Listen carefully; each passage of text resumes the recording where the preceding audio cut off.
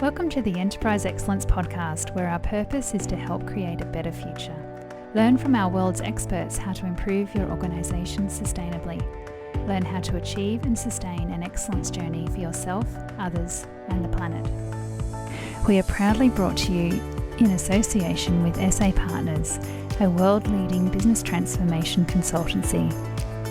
SA Partners is a truly purposeful company focused on helping organisations achieve sustainable improvement for themselves, others, and the planet. And I'm your host over this next month as we celebrate all things Agile. We're calling it the Agile Month, and we're going to bring you some of our most impressive podcast guests on the topic of Agile. We've timed this in line with our launch of the Enterprise Excellence Academy's ongoing series of Agile events, which are focused on helping organisations deploy Agile to the whole enterprise in any industry and in any role. We will be delivering at least one highly practical capability building event every quarter. Our first focus is on the Agile-high-performance teams course, which offers a combined Scrum Master and Product Owner accreditation certified by Jeff Sutherland's company, the Agile Education Program. We are super excited to be able to offer our listeners a chance to join us for free at the end of the mid and end of the calendar year, so June and December. We will draw out a name from those of you who enter and offer for you to join us either in the event of your choice or in our Enterprise Excellence community. You would get membership there for 1 year. We really want to help you create a better future as well. To enter, go to our website and click on the giveaway button in our header. You can read a little about our community and the training that we offer there. Enter quickly to ensure that you are in the next draw, and we'll look forward to e-meeting you soon. Without further ado, let's get into the episode. This is episode 131, Agile High-Performance Teams with Dr. Jeff Sutherland. Yeah, I'm very honoured to have with me today Jeff Sutherland. Jeff Sutherland has been a major influence in my career, and he's the developer of Scrum, which has been so amazing for our world. A key player in the Agile manifesto, has written many amazing books. There's Scrum, The Art of Doing Twice the Work in Half the Time, many other books to really help. And Jeff, I just really appreciate your time today. I know it's so valuable. Glad to be here. Happy to talk with you. Thanks, Jeff. Jeff, I've had the fortunate opportunity to get trained by you, and I've read a lot of what you've written and seen a lot of your talks. And in a nutshell, it seems to me that you've spent a lot of your career focusing on how to inspire and empower people and create high-performance teams to achieve greater outcomes for greater causes. Where did this all start for you, Jeff? Like, where was that first team that triggered some inspiration for you on this, that teams can achieve great things? Well, I mean, if you go way back, when I was 8 years old, I saw a picture of cadets on the parade field at West Point, and I told my parents, I'm going to West Point. They thought I was crazy. But sure enough, I got there. And as I'm entering, when you get there, it's like Marine boot camp training.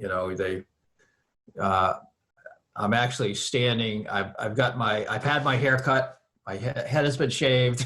I'm standing there in a t-shirt with my duffel bag. I'm in line to get my medical exam in the gym. And beside me, the U.S. Olympic team in gymnastics is working out.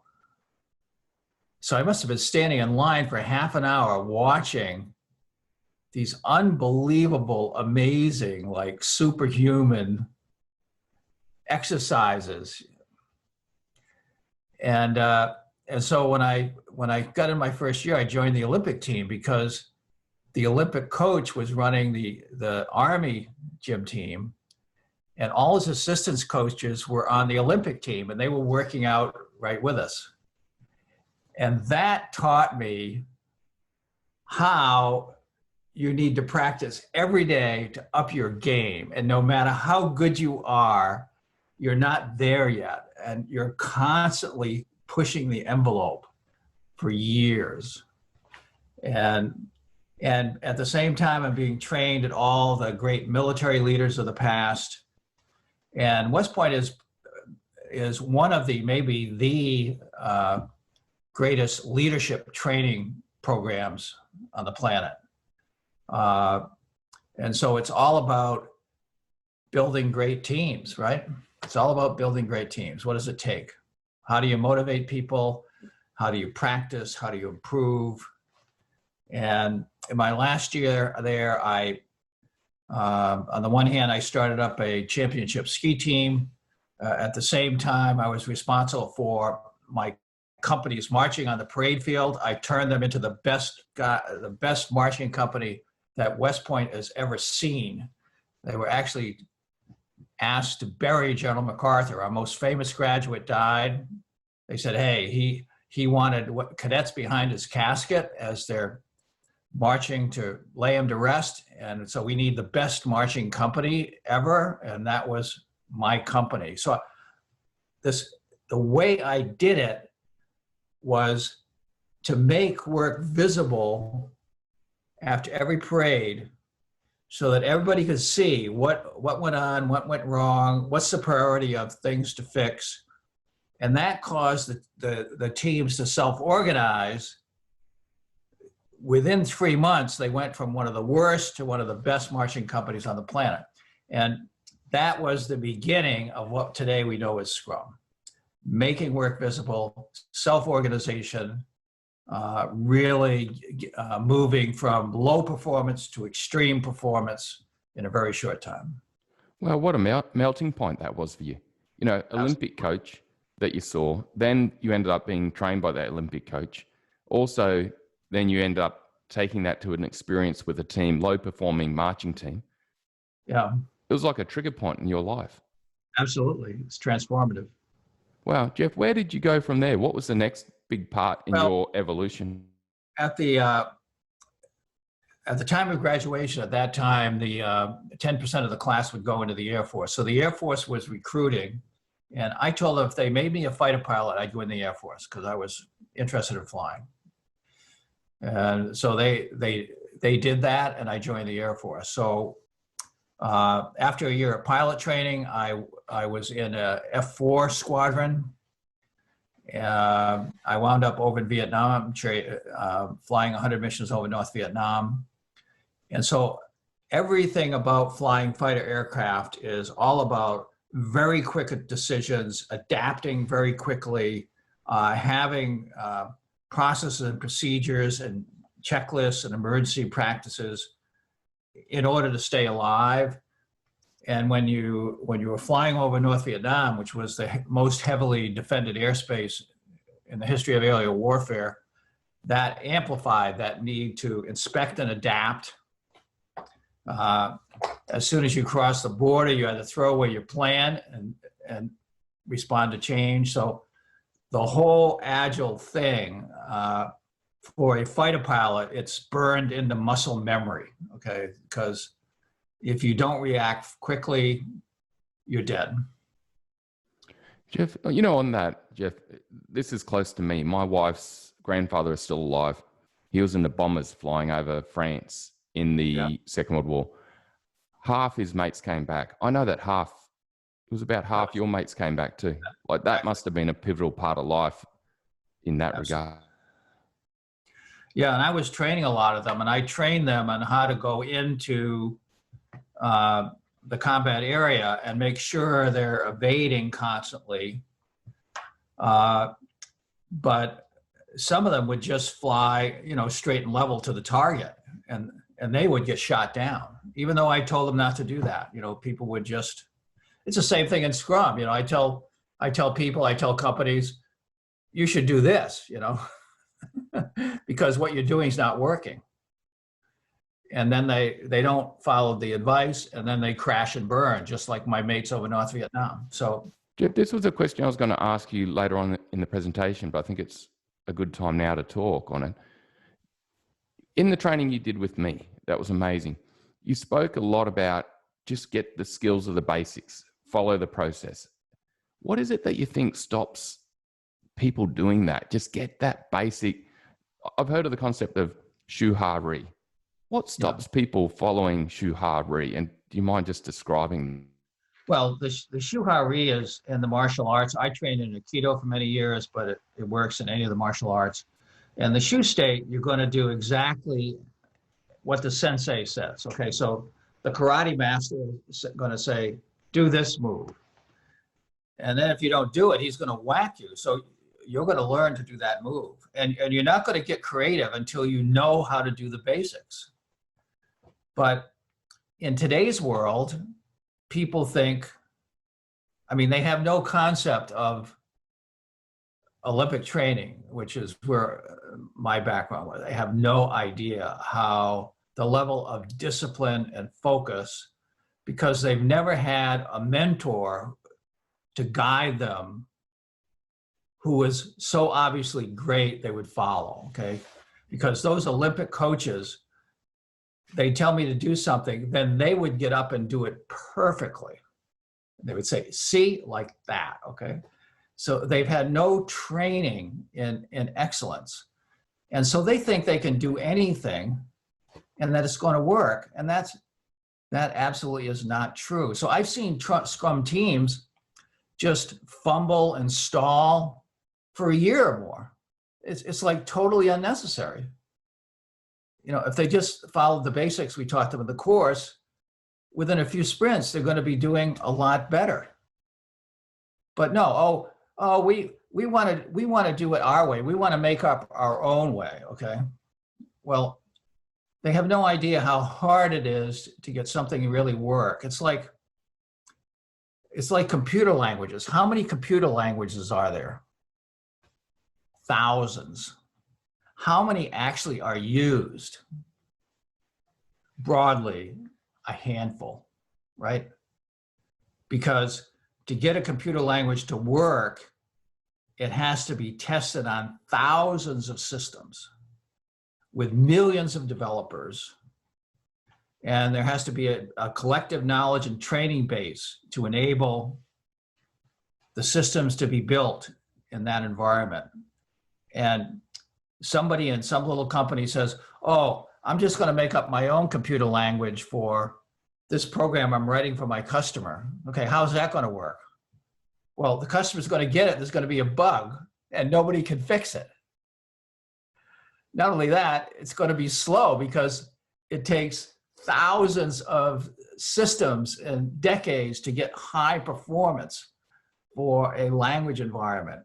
But people are like, I'm just going to do my own thing, and it's going to be okay if everybody else has to feel the pain, right? They have no concept of actually helping people, their own team members, their customers, focused on helping them to be better.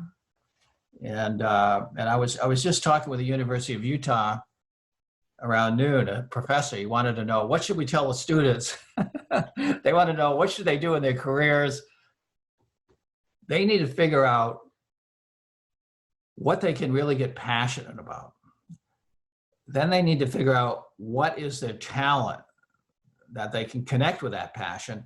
And then third, they have to figure out how they can be of service to others, how they can really help a large number of people. And we have a lot of people on these Scrum teams, the only service is to themselves by doing whatever they want, no matter what happens to the team or the customer, right? That is the root of malfunction. That is the root of Scrum failure. And we know that 58% of Scrum teams fail because they have developers and managers and leaders who say it's okay for them to stumble. This is one of the reasons I know you have some lean background. This is one of the things I really like about working with the lean people, particularly the Japanese, because they have a strong, one of their values is respect for people. So they say, okay, if you have a workflow in a company that's not working and you don't fix it, you're making people suffer. That's disrespect for people. So all these Scrum teams that are not working, they're making their customers suffer, they're making their companies suffer, they're making their team members suffer. And it's all about, because it's service to self and not service to others, okay?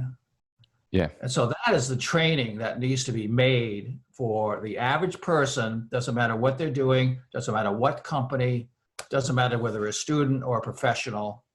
How are they actually going to make a contribution to help others and not just be trying to self-serve and causing pain for others? That's disrespect for people. That's a violation of the Scrum values. So, all of this is really pretty basic when you get down to it. People need to start watching out for each other, helping each other, building great products, getting the customers really excited, getting them really happy. And that needs to be their total focus. Not playing the latest tool that they might think is interesting. This is the problem. And in martial arts, going back to the martial arts, you're not allowed to mess around. The karate master will whack you, okay? And when you get skilled enough, so you've gone up the belts, maybe not even until you have a first-degree black belt, then the sensei says, okay, now you can experiment and develop your own style, okay? Now that you've mastered the basics, now then you're in the ha state, you can start to experiment. And the restate is where you actually transcend the process. You actually, it's an illusion. The people that are in the restate or in the shoe state think they can go to the ha state and do anything they want. But actually, in the restate, you become the process. And a good example, there's still videos on the internet of the founder of Aikido showing how we can have multiple people attack him and then they all go down, okay?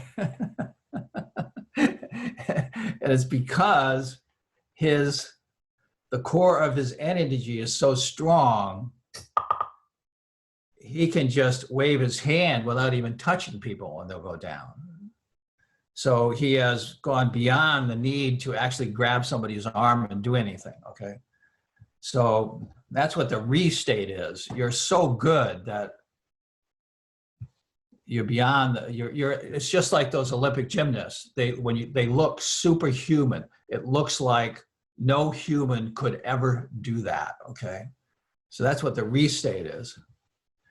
But you get a lot of, Scrum people, they think, they're just beginning and they say, oh, we're going to act like the re guys and do whatever they want, okay, that everything breaks all the time. These people are really funny, Yeah. So Jeff, what I'm hearing from that is that there's that shoe state where there's two parts to it I've heard you describe. One is it's got to be about respect for people and a greater cause to build that motivation and to truly have the right approach to it. But then it's also about discipline to the process to really become slick and highly skilled at the process before you even start to think about looking outside of that. Just really master the process. And then from there, you get the next levels you spoke about. Yeah, I was talking to the University of Utah professor about, there's a book on how do people become great, and it requires 10,000 hours. Have you heard about that? Yes. You got to get your 10,000 hours of focus, discipline in to become great at anything. And that's what a lot of people don't understand, that it really requires learning the basics, practicing a long time, focus, discipline. That's one of the challenges about Scrum. Scrum is a lot more disciplined than traditional project management, right? Yes. And people hear the word agile and they think, oh, it's just a free-for-all. Yeah. They don't realize the discipline behind. There's a lot of agile developers that think agile means you can do whatever you want, right? Self-organization, that means, we just do whatever, okay? but actually the whole concept of self-organization comes from complex adaptive systems theory. It's a smart system adjusting to achieve a goal. So these agile developers who think self-organization means whatever doing they want, their goal is to destroy the team and to destroy the process. And so somehow that needs to be fixed. There needs to be leadership that can educate these people, can train them, can put them through, start them through their 10,000 hours they need to really know what they're doing and be great, right? And do it with respect, like Jeff, you said. What's going through my mind is that conversation you had on shoe ha-re. They're not putting the time into the shoe and the respect. Yeah. One of the things that, we just published a case study on Quicken Loans, which we talked about in your class, where Quicken Loans as one of the best safe implementations in the world. They're the only safe implementation where an organization has doubled their productivity. Okay, usually they get about 20%. They implemented Scrum at scale on top of SAFe, and they got almost twice the work in half the time, on top of the best SAFe implementation in the world. So we recently did a webinar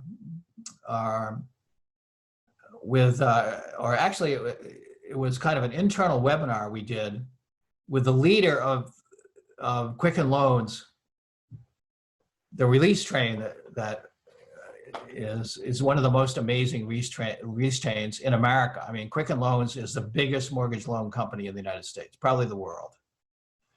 And he was asked during COVID to start a program for the state where they would help them build a system for testing and follow-up for testing for COVID patients. And in 1 week, they had that up and running. He took his team, his Scrum at Scale key team from Quicken, whoom. And people ask him, well, when you had to bring it up so fast, did you kind of give up the Scrum discipline and just, absolutely not, he said. These guys knew under pressure, you have to become more disciplined. You have to go right back to the basics. We did meticulous product backlog refinement, strong sprint planning, daily meeting, sprint retrospective, sprint review, sprint retrospective. But he said we had to shorten the sprints. The sprints were only 2.5 days. So the greatest, you'd have to say they're a re-level Scrum, just like Amazon, Microsoft, maybe not re-level, but and Apple.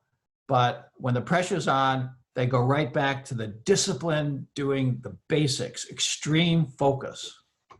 And that's what the people that fail don't understand. You have to have the basic discipline. Yeah, thank you, Jeff. That's so insightful. Jeff, do you mind describing for our listeners Scrum and Scrum at Scale, just in essence of the high-level process flow for them? Okay, well, Scrum is an iterative process where you break work down into small pieces, you prioritize it by business value, then you feed it into a team, which is a small team, 4 or 5 people is the best, and delivering in short intervals, always less than a month. Today, a week is best. Quicken went to 2.5 day sprints for one that had to go really fast. And so that iterative, we want the end users to look at every iteration and give feedback so it evolves a system really quickly. So that's basically Scrum. Scrum at Scale is what happens if you have 100 teams or 1,000 teams? And a few years ago, the leaders of Intel came to me and they said, Jeff, we've tried some of these scaling frameworks at Intel and it actually slowed us down. You need to write down how to do this so that it actually really works.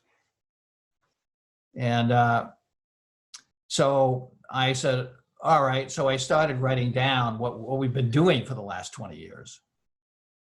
And while I was doing it, I was talking to the biggest companies in the world. Like SAP has 2,000 teams.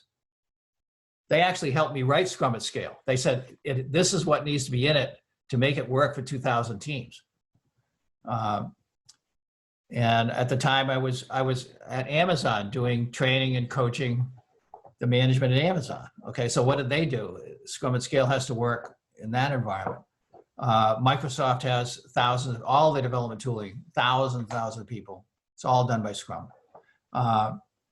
So how do the companies that have hundreds and thousands of teams, how do they do that? So there's two key things, I think, you know, in 30 seconds, we can say, what is it that makes Scrum at Scale different? Number one, it has the absolute minimum viable bureaucracy so that the management doesn't slow you down. And number two, it has leadership, both operational leadership, we call it an executive action team, that runs as a Scrum, and an executive meta Scrum for prioritization that runs as a chief product owner team. And these guys are responsible and accountable for making the Agile implementation work. And one of the things that Professor Carter at Harvard has pointed out in his book Accelerate is that the Agile part of the organization has to be run by Agile leadership. And in every case where waterfall leadership has been responsible for the Agile, long-term it has failed. So Scrum at Scale is really the only framework that focuses on that leadership component and getting them involved in the Scrum directly. It's not enough to have management buy-in. It's not going to help you that much to have them say, oh, it's okay. You need them to participate in the Scrum. Then and only then does it actually work. And so that, I think that's a small snapshot of Scrum and Scrum at Scales. Anything I missed that you might think is important? No, I think for a high level, because my next question will probably help the next phase. What advice would you give to someone that wants to start to get involved in Scrum and Scrum at Scale, or a new leader, or even an existing leader that is struggling at the moment? They're like, how do we navigate this crazy changing world? Yeah. Well, people are constantly sending me notes and email and on LinkedIn every day. I get multiple notes. How should I get started? Can you help me? First question I ask them, have you read the book? If they haven't read the book, there's no hope, right? Yeah, and that's the Scrum book, the red book. Yeah, okay.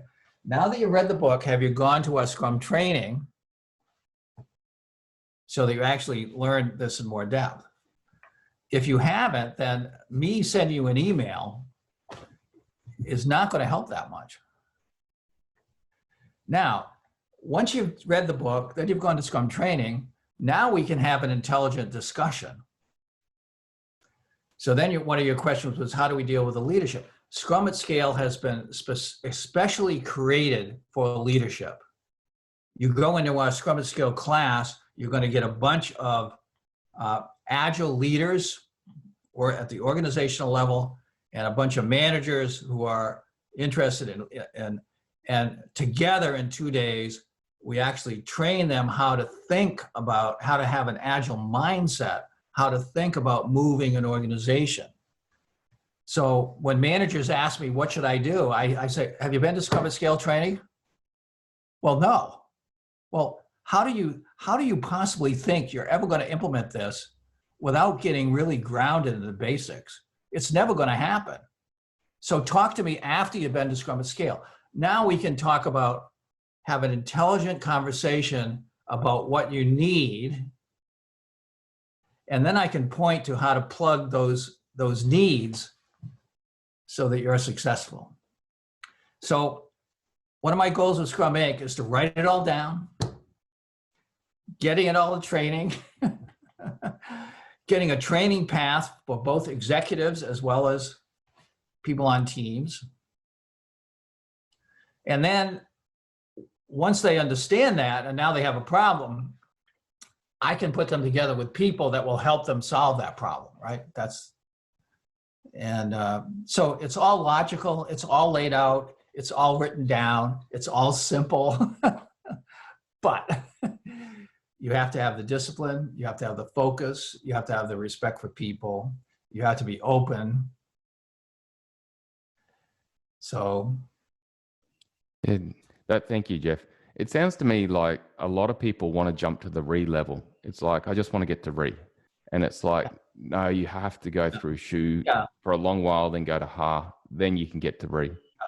I want to be an 8th degree black belt in martial arts tomorrow. I studied under an 8th degree black belt. He was fond of having multiple people attack him, at least 3. And that guy was so powerful, he would just wave his fingers like this. And those guys coming at him would be thrown across the room, 6 feet in the air. They'd bounce off the walls. And it felt in the room like, you know, when a big Mack truck goes by, you get this big whoop.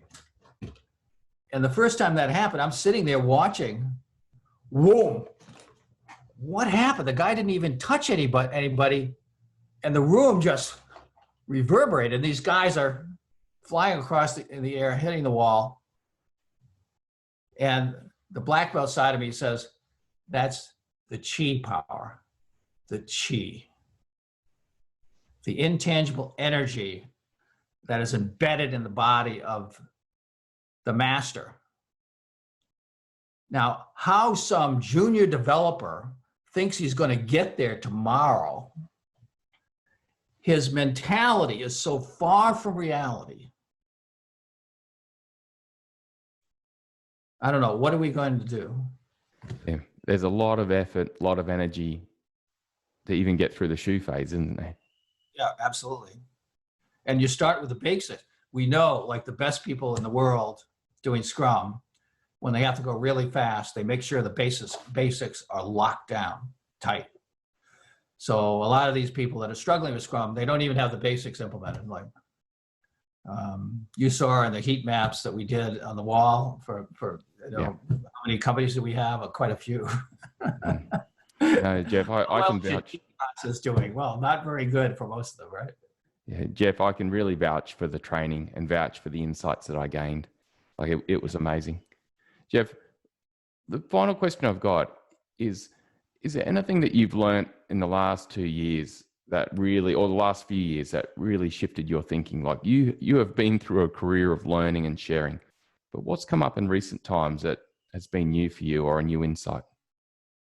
Well, I think the biggest insight is struggling with all these Scrum teams failing. The data shows that a lot of them fail. What is the reason for that? Number one, Scrum is a term that was applied to lean hardware manufacturing teams. If the Scrum is not lean, it might not fail, but it will not be good.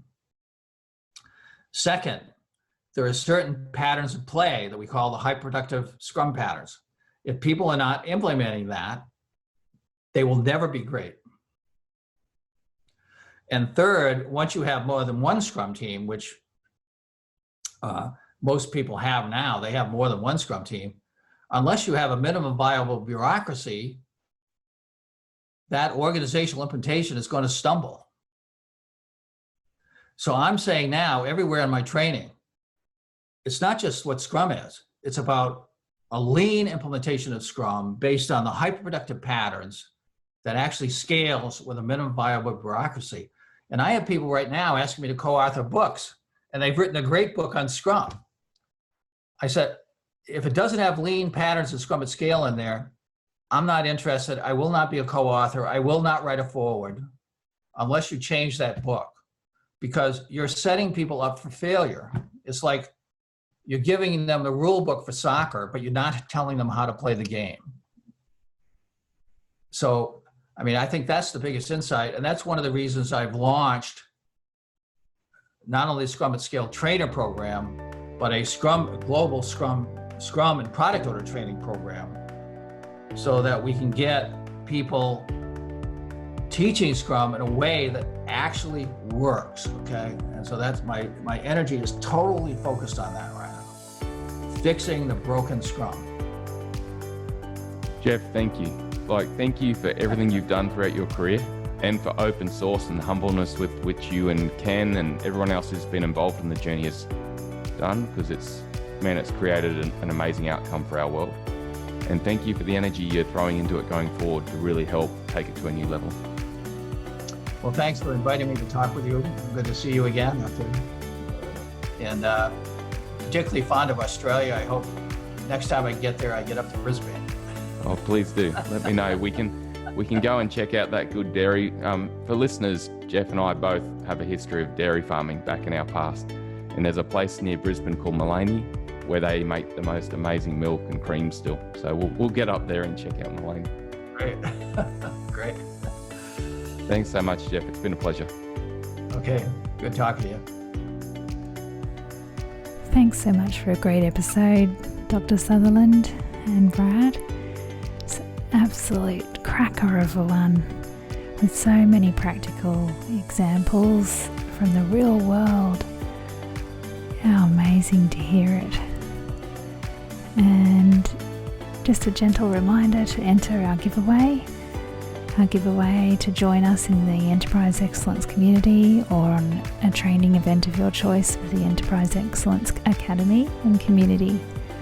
Head to our website and click on the giveaway button. And yes, we'll look forward to e-meeting you sometime in the future.